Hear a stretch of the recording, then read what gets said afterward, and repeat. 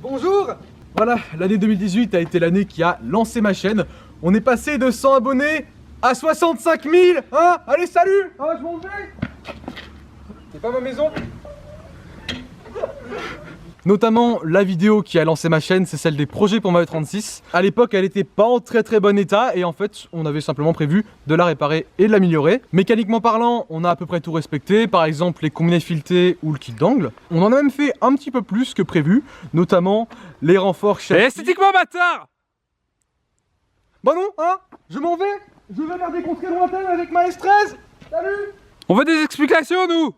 Hein?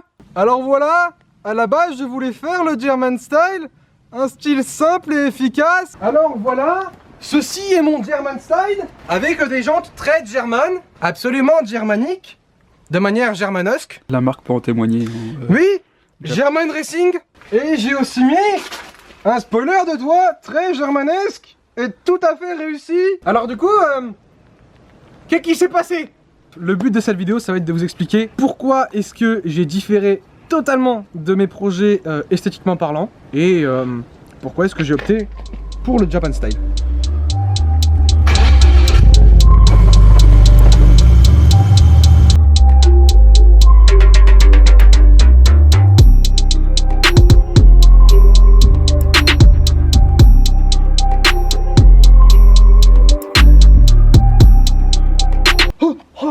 Je suis avec Paul Grandjean, si vous l'avez pas remarqué. Bonjour! Bon, déjà, je vais vous expliquer mon point de vue en ce qui concerne l'esthétique en drift. Donc pourquoi est-ce que pour moi l'esthétique c'est important en drift. En fait, je pars sur un principe, c'est que ce que tu fais sur ta voiture, ça reflète en quelque sorte ta personnalité. Par exemple, quand tu priorises le look, c'est que tu es un hot boy, mais ça faut pas le dire. Donner de l'importance à l'extérieur ou donner de l'importance sur la partie mécanique, ça reflète pour moi la personnalité. Attention, cette partie ne concerne pas les missiles. Les missiles, c'est fait pour se taper cordialement la porte entre amis. Mettre des coups de pneu aussi.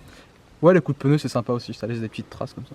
Des petites coupelles de pneus. Donc, pendant ma première année de drift, donc 2017, ce que j'ai fait en gros, c'est que j'ai priorisé l'aspect missile au reste. J'ai voulu faire vraiment que de l'entraînement et pas vraiment s'occuper de l'aspect extérieur. Sur la deuxième année, en 2018, je me suis quand même plus préoccupé de l'aspect préparation châssis et de l'aspect esthétique. Quand tu dois te préoccuper de l'esthétique, tu dois faire un choix, quand tu as une E36, c'est quel look est-ce que tu veux avoir. Au moment de la vidéo des projets pour ma voiture, oui on a changé de plan, il y a quoi bâtard, j'ai cherché plusieurs E36 avec un look différent, j'ai vu qu'il y en avait pas mal en German style, c'était un look qui avait l'air sympa, donc je me suis dit, ok, pourquoi pas. Je suis resté dans cette optique pendant les mois qui ont suivi. J'ai même acheté un set de jantes style BBS en 18 pouces que j'avais testé. J'ai même plutôt bien accroché à ce style. Mais c'est là le mais, bah oui, il y a toujours des mères, bâtard. Il y a beaucoup d'insultes dans cette vidéo. Je vais te démonétiser. Au fur et à mesure que les événements passaient, je regardais le E36 autour de moi. Et qu'est-ce que je voyais? Déjà qu'il y a 99% de E36 aux événements drift. En même temps, c'est normal, puisque l'Allemagne, c'est le pays à côté, tu vois, donc bah, c'est pas cher, tout ça. Bah. Donc je regardais le E36 qui était autour de moi, et c'est à ce moment que j'ai eu un déclic. C'était, je crois, pendant un événement en juin. C'est que toutes les voitures que je regardais autour de moi, c'était des E36 German style. Plus le temps passait, plus je voyais ça. À force de trop en avoir vu, bah j'ai simplement été dégoûté. J'avais une impression de déjà vu. Et donc, on en vient à pourquoi le Japan style. Parce que c'est cool. Allez, salut. La puissance appartient à tous. Non, plus sérieusement, il y a plusieurs choses qui m'ont fait tomber en amour avec ce style. Foutage de gueule 3000. Déjà, ce qui m'a attiré en premier temps, c'était que, simplement, on n'en voyait pas beaucoup. Donc adopter ce style, c'est ce qu'on appelle avoir de l'originalité, bâtard.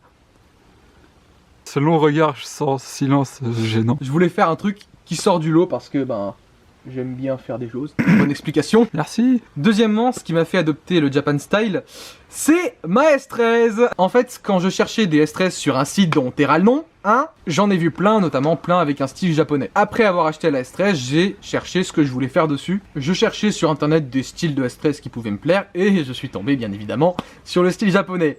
Voilà. Le Japan style m'a impressionné. Oh, voilà mes effets spéciaux avec Hardisk et Paul Grandjean. Ah là là.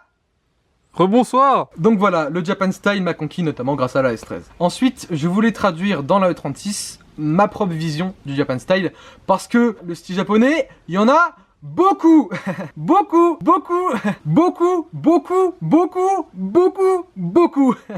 Je voulais créer la E36 qui me convenait, qui me plaisait. Pas une copie d'autres déjà vues, mais ma propre E36. Un truc unique. Ah ouais, je suis trop unique. Bonjour. Et le petit bonus, je voulais montrer qu'il est possible d'avoir un style autre que German Style sur E36, qui rend bien, hein, malgré les clichés à la con. Hein? Je voulais montrer qu'il est en fait possible de créer son propre style avec un peu d'imagination, beaucoup de recherche, beaucoup de travail et avec un peu d'audace comme on dit. Donc, croyez en vos rêves, travaillez, et même si ça vous paraît bizarre, faites-le, putain! Donc voilà, dites-moi ce que vous pensez de ce style qui est peu commun, on va dire. Dites-moi quel style vous préférez en expliquant pourquoi dans les commentaires si vous le souhaitez. Je vais vous montrer vite fait là comme ça quelques petites images de japonaises que j'aime bien comme ça.